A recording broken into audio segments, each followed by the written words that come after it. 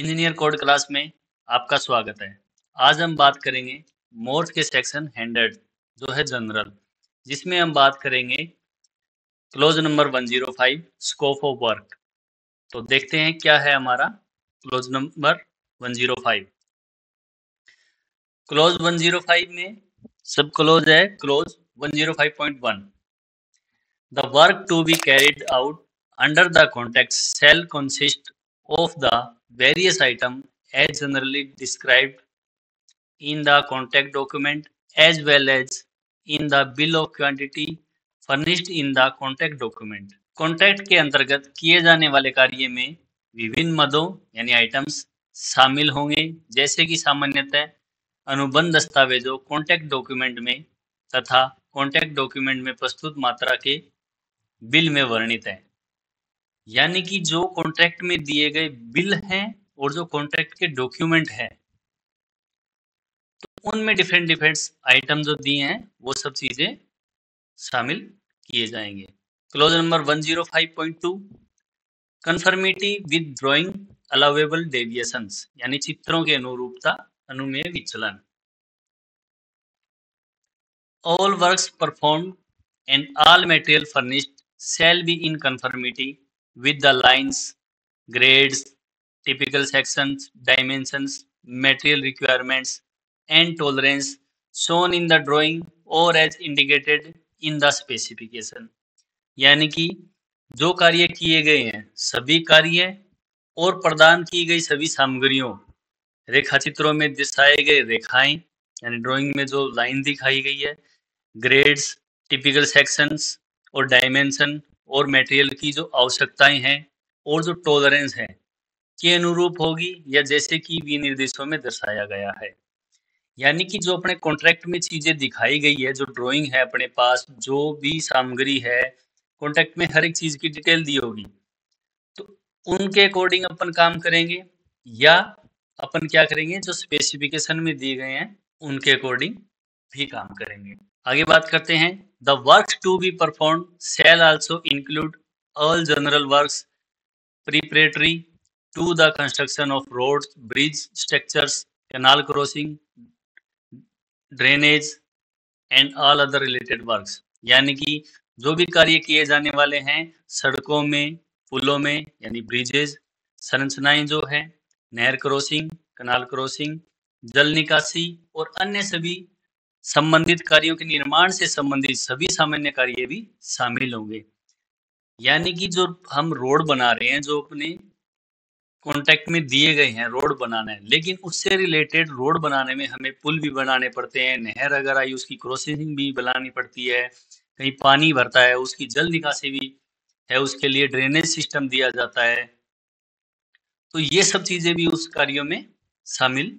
The work shall include work of any kind necessary for the due and satisfactory construction, completion and maintenance of work to the intent and meaning of the drawings and these specification and further drawings and order that may be issued by the engineer from time to time। यानी कार्यों में drawing के आशय और अर्थ के अनुसार, यानी drawing में जो चीजें दी गई है कार्यों की उचित यानी कि क्वालिटी जो है और संतोषजनक निर्माण यानी सेटिस्फैक्टरी जो कंस्ट्रक्शन है, पूर्णतया और रख रखाव के लिए आवश्यक किसी भी प्रकार का कार्य शामिल होगा।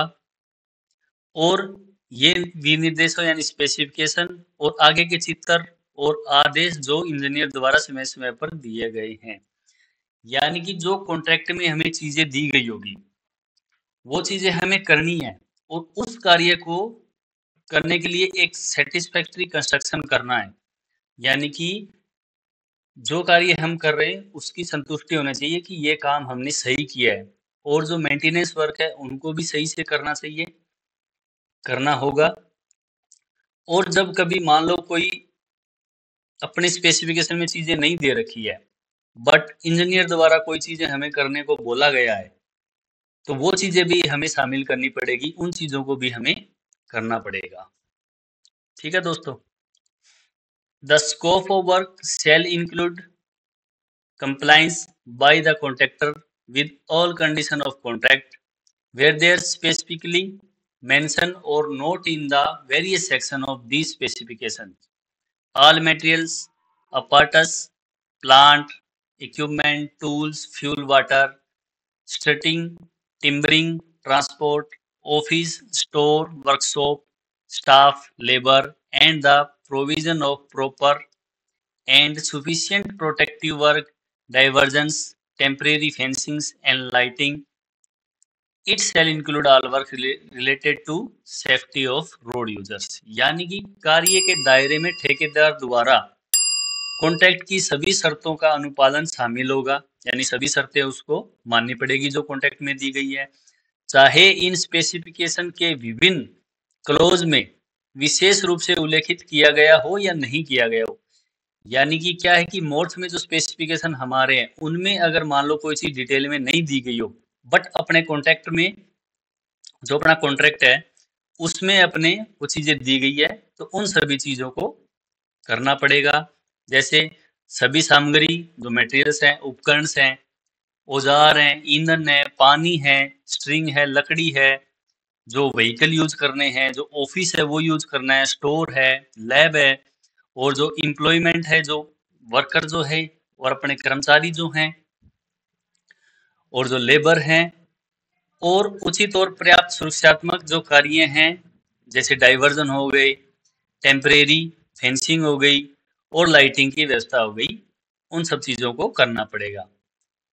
इनमें सड़क उपयोगकर्ता की सुरक्षा से संबंधित सभी कार्य शामिल होंगे और कंस्ट्रक्शन के दौरान जो सड़क की सुरक्षा है, जो सेफ्टी मेजर्स हैं, उन सब चीजों को भी करना पड़ेगा। ये सब चीजें कॉन्ट्रैक्ट में भी दी हुई होती है, जो अपना कॉन्ट्रैक्ट होता है, बट अपने स्पेसिफिकेशन में दी होती है, और अगर ये चीजें नहीं भी दी होगी तो ये चीजों का सुरक्षा से संबंधित जितने भी कार्य है वो सब हमें यानी कि कॉन्ट्रैक्टर को करना पड़ेगा। आगे बढ़ते हैं दोस्तों। It shall also include safety of workers at construction site, first aid equipments, suitable accommodation for the staff and workmen with adequate sanitary arrangements, the effecting and maintenance of all insurance, the payment of all wages, salaries, fees, royalties, duties, or other charges arising out of the erection of work, and the regular clearance of rubbish, reinstatement and clearing up of the site as may be required on completion of work, safety of the public and protection of the work and adjoining land and structure। यानी कि निर्माण जो कार्य है अपनी construction site पर जितने भी वर्कर्स हैं उनकी सुरक्षा, फर्स्ट एड और जो इक्विपमेंट है, पर्याप्त व्यवस्था के साथ कर्मचारियों और श्रमिकों के लिए उपयुक्त आवास, यानी जितने भी कर्मचारी हैं, जो जितने भी लेबर हैं, उनके लिए जो उपयोगी मतलब उनके लिए जो बेस्ट हो सके वो आवास यानी कि रहने की जगह, और इंश्योरेंस पॉलिसी वो सब चीजें देनी है, और उन सब चीजों का रख रखाव करना है।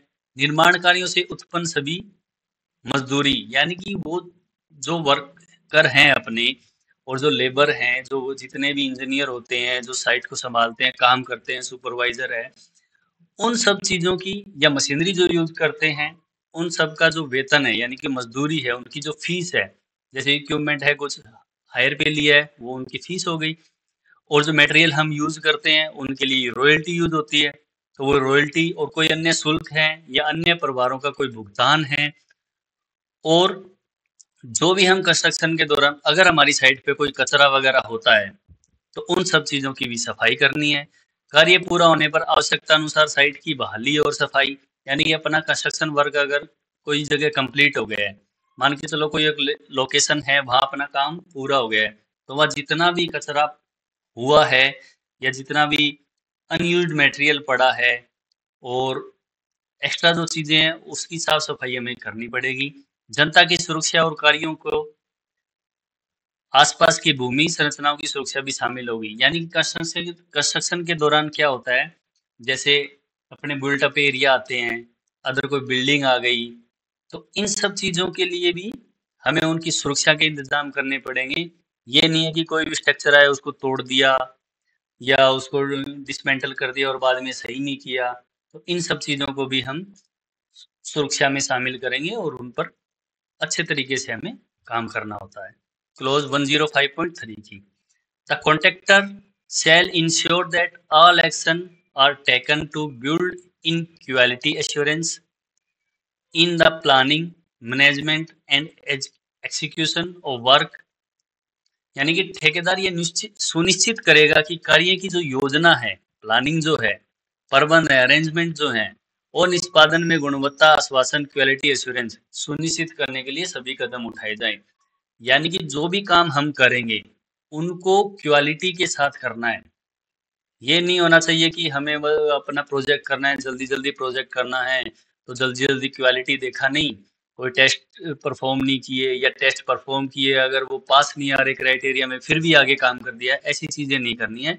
हमें क्वालिटी जो है मेंटेन करनी है, पूरी प्लानिंग के साथ करनी है और क्वालिटी को हर हाल में मेंटेन करना होगा।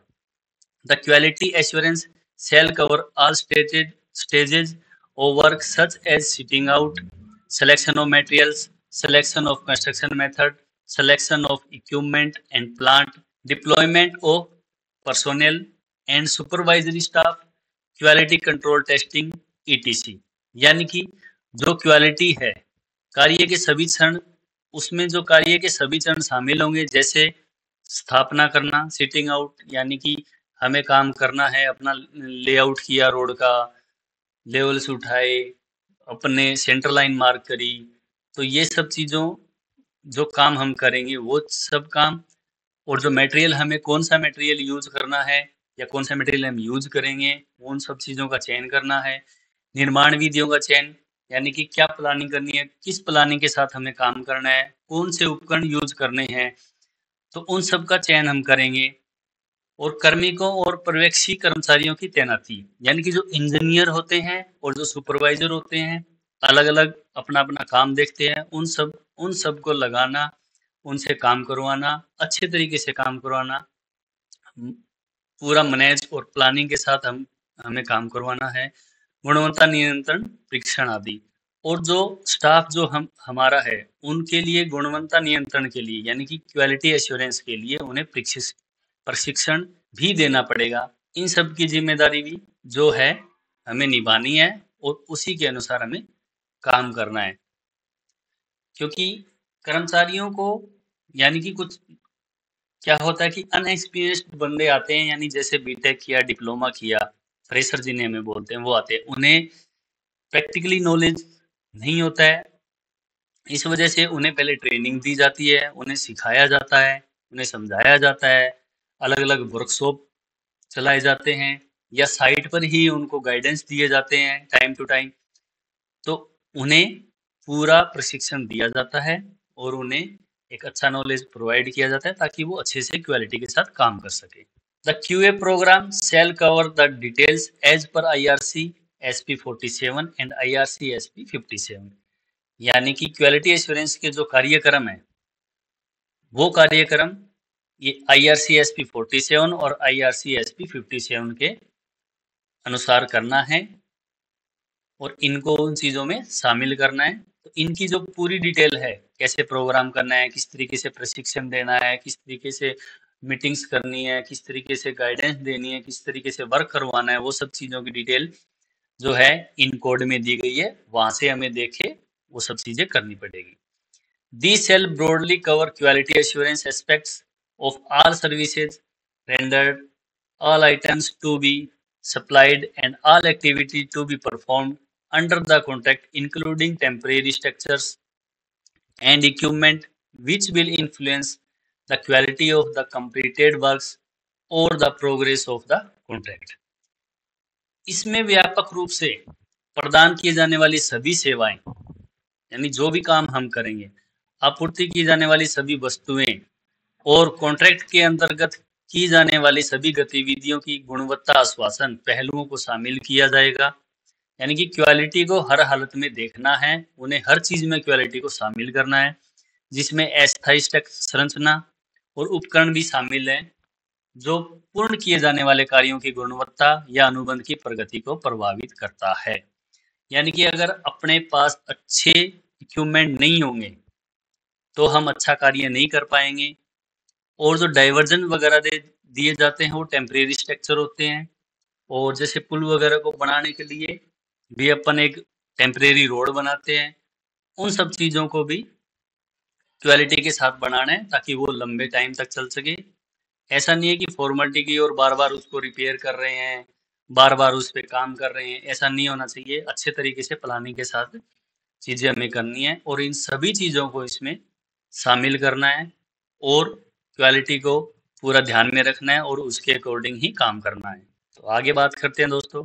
As a minimum it shall cover the following, यानी कम से कम इसमें से निम्नलिखित शामिल होंगे। यानी कि ये जो जितनी चीजें दी गई हैं इसमें से ये चीजें तो कम से कम शामिल करनी करनी है। जैसे ऑर्गेनाइजेशन एंड मैनेजमेंट रिस्पॉन्सिबिलिटी, यानी कि जो ऑर्गेनाइजेशन है, संगठन है, उसकी जो जिम्मेदारी है मैनेजमेंट करने की, वो चीजें करनी है। डॉक्यूमेंट डेटा कंट्रोल, यानी दस्तावेज और डेटा नियंत्रण। कंस्ट्रक्शन प्रोग्राम, निर्माण कार्यक्रम। मेथड स्टेटमेंट, यानी विधि विवरण। प्रोसेस कंट्रोल, प्रक्रिया नियंत्रण। Working inspection, testing and documentary procedure. कार्य निरीक्षण, प्रशिक्षण और दस्तावेजी प्रक्रियाएं। Arrangement for smooth and safe traffic flow during construction and maintenance, यानी कि निर्माण और रखरखाव के दौरान सुचारू और सुरक्षित यातायात प्रवाह की व्यवस्था। Control and documentation of purchasing and handling of material, सामग्री की खरीद और हैंडलिंग का नियंत्रण और दस्तावेजीकरण। Maintenance of record for non conformity and timely corrective action, गैर अनुरूपता के लिए विलेखों का रखरखाव और समय पर सुधारात्मक कार्य। इंटरनल क्वालिटी ऑडिट, आंतरिक गुणवत्ता लेखा प्रशिक्षण। ट्रेनिंग ऑफ स्टाफ, कर्मचारियों का प्रशिक्षण। इन्वायरमेंट मैनेजमेंट प्लान, पर्यावरण प्रबंधन योजना। यानी ये जितनी भी चीजें दी गई है इन सबको देखना है। जो ऑर्गेनाइजेशन है वो अपनी मैनेजमेंट रिस्पॉन्सिबिलिटी संभालेगी, जो डेटा कंट्रोल है, डॉक्यूमेंटेशन है, उनको सब देखना है। कंस्ट्रक्शन के लिए प्रोग्राम बनाने पड़ेंगे, अलग अलग टाइम पे किस टाइम कौन सी प्रोसेस करनी है उसके प्रोग्राम हमें बनाने हैं। प्रोसेस को कंट्रोल कैसे किया जाता है। मेथड स्टेटमेंट किस मेथड से किस तरीके से काम होना है, कौन सी चीजें रिक्वायरमेंट है, यानी कि जो कोड यूज होने हैं, जो डॉक्यूमेंट यूज होने हैं, उनमें कौन सा मेथड है, क्या विधि है उनकी, उन सब चीजों को देखना है। प्रोसेस कंट्रोल, यानी जो प्रोसेस हम कर रहे हैं, जो कार्य हम कर रहे हैं उस पर कंट्रोल होना चाहिए। Working inspection, testing and documentary procedure, यानी कि जो भी है, जो काम हम कर रहे हैं उनका हमें टेस्टिंग करनी है और हमें इंस्पेक्शन भी करना है और उनके डॉक्यूमेंट तैयार भी करने हैं। Arrangement for smooth and safe traffic flow, यानी कि अपने को अच्छे से ट्रैफिक का फ्लो, उसके लिए अच्छे अरेंजमेंट रखने हैं। पूरे सेफ्टी प्रोटोकॉल जितने हैं वो सब हमें फॉलो करने हैं। वर्किंग जो प्रोसेस है वो हमें फॉलो करनी है। During construction and maintenance, construction के दौरान और मेंटेनेंस के दौरान भी। Control and documentation of purchasing and handling, यानी कि जो भी अपने डॉक्यूमेंटेशन है उन पे कंट्रोल होना चाहिए और परचेजिंग जो है उनकी हैंडलिंग, यानी कि उनको अच्छे से रखा होना चाहिए मटेरियल के लिए, ताकि मटेरियल की जानकारी हमें अच्छे से मिल सके। Maintenance of records for non conformity and timely corrective action, तो जो मेंटेनेंस के रिकॉर्ड है उनका रखरखाव करना चाहिए और टाइमली उनको करेक्ट करना चाहिए और उस पर एक्शन लेना चाहिए। इंटरनल क्वालिटी ऑडिट, यानी कि कॉन्ट्रैक्टर को खुद से क्वालिटी ऑडिट करनी चाहिए, क्योंकि क्वालिटी ऑडिट इसलिए करनी चाहिए कि काम सही से हो रहा है कि नहीं हो रहा, अगर नहीं हो रहा तो उस पर एक्शन लेना चाहिए। Training of staff, time to time staff को ट्रेनिंग देनी चाहिए। इन्वायरमेंट मैनेजमेंट प्लान, और इन्वायरमेंट को किसी प्रकार का कोई नुकसान ना पहुंचे उसके लिए एक मैनेजमेंट प्लान होना चाहिए और उसको फॉलो करना चाहिए। आगे बढ़ते हैं दोस्तों। Clause number 105.4, the contractor shall furnish at least 7 days in advance unless otherwise stipulated in the contract this program of commencement of each item of work, including the method statement, including deployment of plant and equipment for the works included in the contract, and any other work for which the engineer may demand the method statement। यानी कि जो है ठेकेदार contract में अन्यथा निर्दिष्ट न होने पर प्रत्येक कार्य के आरंभ का कार्यक्रम, जिसमें अनुबंध में शामिल कार्यों के लिए संयंत्र और उपकरणों की तैनाती सहित विधि विवरण और अन्य कार्य जिसके लिए इंजीनियर विधि विवरण की मांग कर सकता है, कम से कम 7 दिन पहले प्रस्तुत करेगा। यानी कि कॉन्ट्रैक्टर जो भी काम स्टार्ट करेगा उसका क्या कार्यक्रम है, वो पहले क्या करेगा और कैसे अपने उपकरण लेके आएगा, कौन कौन से उपकरण लेके आएगा, कहाँ कहाँ किस इक्विपमेंट से काम करेगा, और जो भी काम वो करने वाला है उसकी जो जानकारी है इंजीनियर को कम से कम 7 दिन पहले उसको देगा। क्योंकि 7 दिन पहले देगा, इंजीनियर उन चीजों को पढ़ेगा, देखेगा और उसके बाद जाके चेक करेगा कि हाँ, जो कॉन्ट्रैक्टर ने जो काम किया है या जो चीजें प्रोवाइड करी है, जो चीजें वो यूज करने वाला है वो क्या है और कैसे कैसे वो काम करने वाला है, ये सब चीजें हम जानेंगे। उसके बाद ही वो चेक कर पाएगा इंजीनियर, और चेक करने में सारी चीजें अगर वो सही है तो हमें काम करने के लिए आगे बोल दिया जाता है कि आगे आप काम कीजिए। He shall provide all information to the satisfaction of the engineer to ensure its adequacy। यानी वह इंजीनियर की संतुष्टि के लिए सभी जानकारी प्रदान करेगा ताकि उसकी पर्याप्तता सुनिश्चित हो सके। यानी कि जो भी जानकारी है वो सब जानकारी देगा, और जो चीजें उन्होंने जानकारी में दी है वो सब चीजें साइट पर होनी भी चाहिए, और जिसके कारण वो अवेलेबल हो उसको सुनिश्चित करे और आगे अपना काम हम कर सकते हैं। The sole responsibility for the safety and adequacy of the method adopted by the contractor will, however, rest on the contractor irresponsibility of any approval given by the engineer। हालांकि ठेकेदार द्वारा अपनाई गई विधियों की सुरक्षा और पर्याप्तता की पूरी जानकारी इंजीनियर द्वारा दी गई किसी भी स्वीकृति के बावजूद ठेकेदार पर ही रहेगी। यानी कि कोई भी कार्य अगर हम कर रहे हैं और जैसे कॉन्ट्रैक्टर ने इंजीनियर को अपनी जानकारी दे दी, इंफॉर्मेशन दे दी सब कि हम ऐसे काम करेंगे, ये हमारे इक्विपमेंट हैं और इस तरीके से हम काम करेंगे और ये हम सुरक्षा इंतजाम रखेंगे, और उसकी हमें इंजीनियर ने स्वीकृति भी दे दी। पर अगर मान लो उसमें कुछ भी अगर चीजें चेंज होती है या कुछ चेंज करना पड़ता है, ठीक है, या बाद में चेंज करवाई जाती है, तो वो सब चीजों की जिम्मेदारी जो है ठेकेदार पर ही रहेगी, ठेकेदार को ही देखना है, और उसकी जिम्मेदारी जो है पूर्ण रूप से ठेकेदार की रहेगी, इंजीनियर की नहीं रहेगी। वो सिर्फ आपको सलाह दे रहा है और जो काम करना है उसको आपको अपने नॉलेज के हिसाब से, अपने एक्सपीरियंस के हिसाब से करना है। तो पूरी की पूरी जो जिम्मेदारी है वो कॉन्ट्रैक्टर की ही रहेगी। To be continue in part 2। यानी कि ये जो क्लोज है इसमें जो एक्सप्लेनेशन है, जो डिटेल है वो बहुत ज़्यादा है, तो वीडियो ज़्यादा लंबा नहीं करके हम इसको पार्ट 2 में पढ़ेंगे। तो दोस्तों, थैंक्स फॉर वॉचिंग। मिलते हैं दोस्तों नेक्स्ट पार्ट में।